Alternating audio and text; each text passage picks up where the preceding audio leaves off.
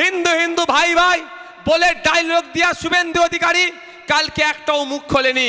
কিন্তু আপনাদের আমি তথ্য দিয়ে যাই, 2014 সালে যখন এই সরকার নতুন কেন্দ্রের বিজেপি সরকার যখন ক্ষমতা দখল করে, সেই সময় 10 গ্রাম সোনার দাম মাত্র 28,000 টাকা ছিল।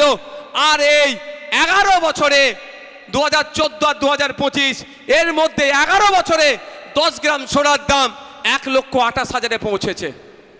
এটা অপদার্থ বলবেন না কি বলবেন? আমাদের সমাজে হিন্দু মানুষ যারা আছেন তারা সোনা গহনা কিভাবে কিনবে? অপদার্থ জুমলাবাজের ধাপ্পাবাজের সরকারের জন্য আজকে চড়া দামে হিন্দু ভাইদেরকে সোনা কিনতে হচ্ছে, তাদের ধর্মীয় রীতি পালন করতে হচ্ছে।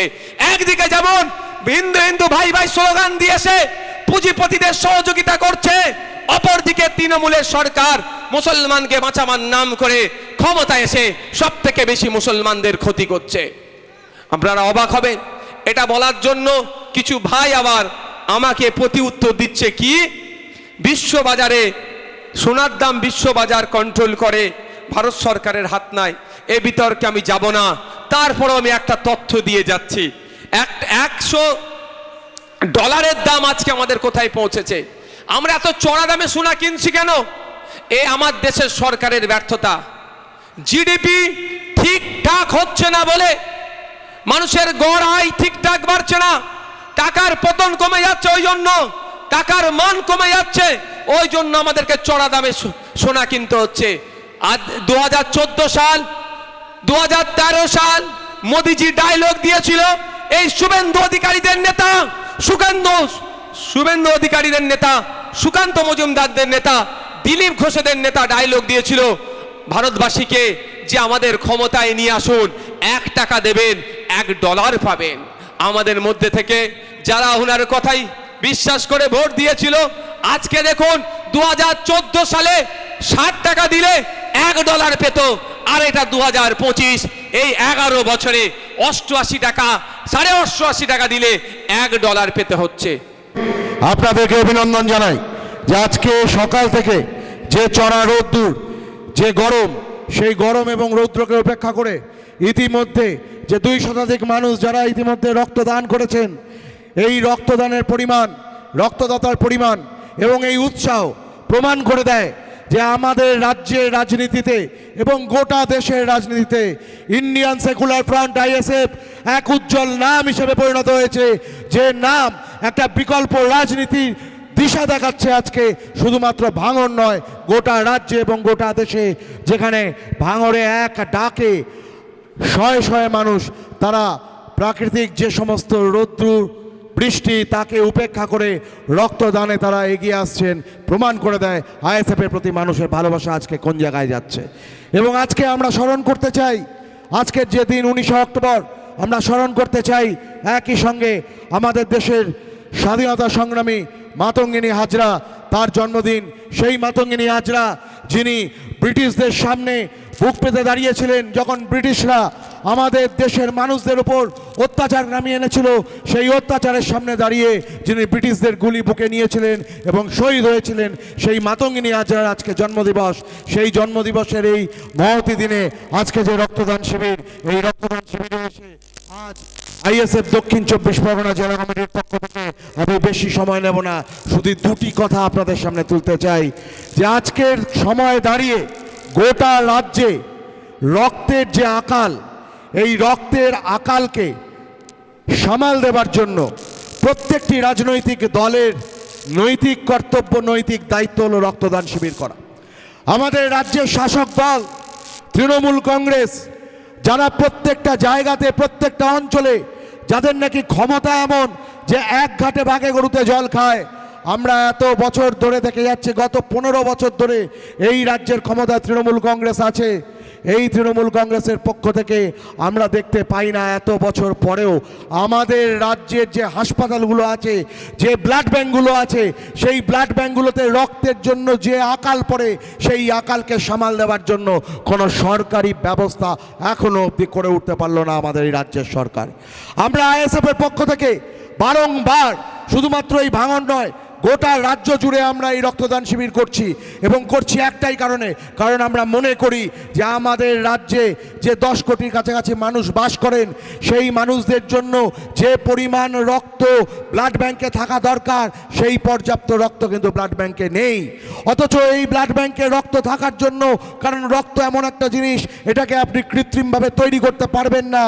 রক্ত কোনো আর্টিফিশিয়ালি তৈরি করা যায় না, জ্যান্ত মানুষের থেকেই এই রক্ত নিতে হয় এবং সেই রক্তই অন্যান্য অসুস্থ মানুষদেরকে দিতে হয়। তাই এই রক্তদান একটা এমন একটা মহৎ বিষয় যে এই বিষয়ের জন্য সরকারি ক্ষেত্রে আরও বেশি সচেতনতার প্রয়োজন আছে। আমরা অত্যন্ত হতাশার সঙ্গে দেখতে পাই যে বিগত 15 বছর ধরে আমাদের রাজ্যে মাননীয় মুখ্যমন্ত্রী থেকে আরম্ভ করে তাবড় তাবড় তৃণমূল কংগ্রেসের নেতারা, তারা এত গলাবাজি করেন, এত কথা বলেন, উন্নয়নের এত ফোয়ারা ঝরান, কিন্তু যখন রক্ত ব্লাড ব্যাংকের কথা আসে তখন কিন্তু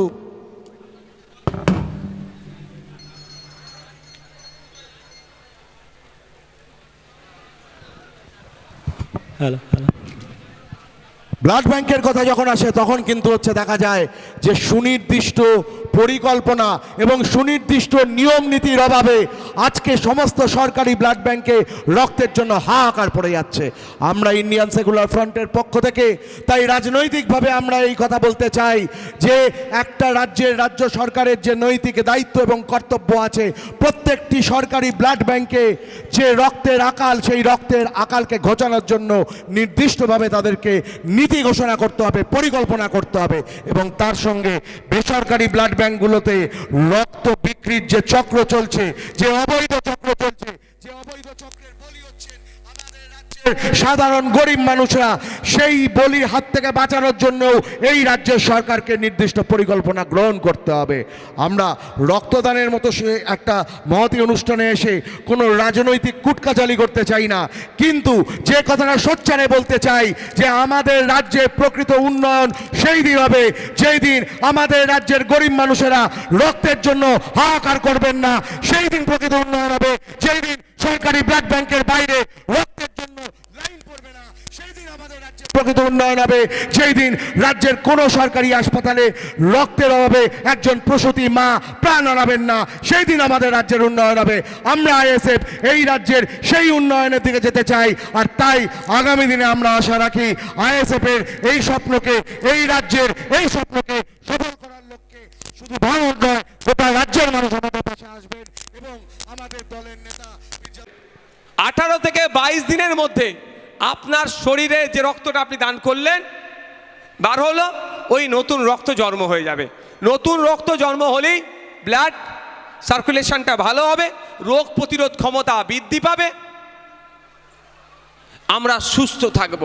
এটা মাথায় থাকে, জানো, এটা মাথায় রাখবেন বন্ধুগণ। কালকে একটা কথা আমি বলছিলাম, আজকে সেই প্রসঙ্গটা আমি একটু তুলতে চাই।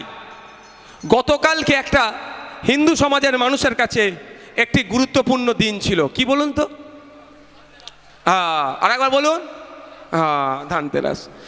হিন্দু সমাজের মানুষের অনেকের বিশ্বাস ওই দিনে আরও ধর্মীয় কার্যকলাপের সাথে সাথে একটু সোনা গহনা কিনলে তাদের লক্ষ্মী লাভ হবে, তাদের ধর্মীয় বিশ্বাসে ভালো হবে, ধর্মীয় বিশ্বাস। কিন্তু আপনারা জানেন গতকালকে 10 গ্রাম সোনার রেট কত ছিল? 10 গ্রাম সোনার রেট গতকালকে ছিল 1,28,890 টাকা, অর্থাৎ 1,29,000 টাকা। হিন্দুকে বাঁচাতে এসেছিল কেন্দ্রের বিজেপি সরকার, হিন্দু হিন্দু ভাই ভাই বলে ডায়লগ দিয়া শুভেন্দু অধিকারী কালকে একটাও মুখ খোলেনি। কিন্তু আপনাদের আমি তথ্য দিয়ে যাই, 2014 সালে যখন এই সরকার, নতুন কেন্দ্রের বিজেপি সরকার যখন ক্ষমতা দখল করে, সেই সময় 10 গ্রাম সোনার দাম মাত্র 28,000 টাকা ছিল। আর এই 11 বছরে 2014 আর 2025 এর মধ্যে 11 বছরে 10 গ্রাম সোনার দাম 1,28,000-এ পৌঁছেছে। এটা অপদার্থ বলবেন না কি বলবেন? আমরা যারা মুসলিম সম্প্রদায়ের মানুষ রমজান মাসে যখন রোজা রাখি, রোজার শেষে ইফতার করার সময় ফলের দাম 3 গুণ বেড়ে যায় না? তার প্রতিবাদ আমি করেছি, তো করেছি কি করিনি? তো আজকেও আমাকে প্রতিবাদ করতে হবে। আমাদের সমাজের হিন্দু মানুষ যারা আছেন তারা সোনা গহনা কিভাবে কিনবে? অপদার্থ জুমলাবাজের ধাপ্পাবাজের সরকারের জন্য আজকে চড়া দামে হিন্দু ভাইদেরকে সোনা কিনতে হচ্ছে, তাদের ধর্মীয় রীতিনীতি পালন করতে হচ্ছে। একদিকে যেমন হিন্দু হিন্দু ভাই ভাই স্লোগান দিয়েছে, পুঁজিপতিদের সহযোগিতা করছে, অপরদিকে তৃণমূলের সরকার মুসলমানকে বাঁচাবার নাম করে ক্ষমতা এসে সব থেকে বেশি মুসলমানদের ক্ষতি করছে। আপনারা অবাক হবেন, এটা বলার জন্য কিছু ভাই আবার আমাকে প্রতি উত্তর দিচ্ছে কি, বিশ্ববাজারে সোনার দাম বিশ্ববাজার কন্ট্রোল করে, ভারত সরকারের হাত নাই। এ বিতর্কে আমি যাব না, তারপরেও আমি একটা তথ্য দিয়ে যাচ্ছি। $100 দাম আজকে আমাদের কোথায় পৌঁছেছে? আমরা এত চড়া দামে সোনা কিনছি কেন? এ আমার দেশের সরকারের ব্যর্থতা। জিডিপি ঠিকঠাক হচ্ছে না বলে, মানুষের গড় আয় ঠিকঠাক বাড়ছে না, টাকার পতন কমে যাচ্ছে, ওই জন্য টাকার মান কমে যাচ্ছে, ওই জন্য আমাদেরকে চড়া দামে সোনা কিনতে হচ্ছে। আজ 2014 সাল 2013 সাল মোদিজি ডায়লগ দিয়েছিল, এই শুভেন্দু অধিকারীদের নেতা সুকান্ত মজুমদারদের নেতা দিলীপ ঘোষেদের নেতা ডায়লগ দিয়েছিল ভারতবাসীকে যে আমাদের ক্ষমতায় নিয়ে আসুন, $1 দেবেন $1 পাবেন। আমাদের মধ্যে থেকে যারা ওনার কথাই বিশ্বাস করে ভোট দিয়েছিল, আজকে দেখুন 2014 সালে $60 দিলে $1 পেত, আর এটা 2025, এই 11 বছরে 88 টাকা, $88 দিলে $1 পেতে হচ্ছে। কিন্তু গল্প কি শুনিয়েছিল? $1 দেবেন $1 পাবেন, আর এখন 88 টাকা দিলে $1 পাচ্ছি। তাহলে দেশ এগিয়ে যাচ্ছে না পিছিয়ে যাচ্ছে? বলুন একটু। দেশ পিছিয়ে যাচ্ছে। এই পিছিয়ে যাওয়ার জন্য, টাকার মান কমার জন্য সোনার দাম বাড়ছে, আর সোনার দাম বাড়ার ফলে আমার আবাদীরা, আমাদের যারা আছে হিন্দু সমাজের মানুষেরা, তারা তাদের ধর্মচারণটাকেও করতে বা ওই সোনা কিনতে কিছুটা হলেও অপরাগ হচ্ছে। যেভাবে রমজান মাসে ফলের দাম বেড়ে গেলে গরিব রোজাদাররা ফলটা কিনতে অপরাগ হয়। তো এই যে দুই সরকার চলছে, কেউ হিন্দু হিন্দু ভাই ভাই স্লোগান দিচ্ছে, আর কেউ মুসলমানকে বাঁচাবার জন্য স্লোগান দিচ্ছে। এই দূর সরকার মিলে গরিব হিন্দু গরিব মুসলমানকে পেশাই করছে। তাই সময় এসেছে জাগ্রত হতে হবে, শুধু ভাঙন নয়।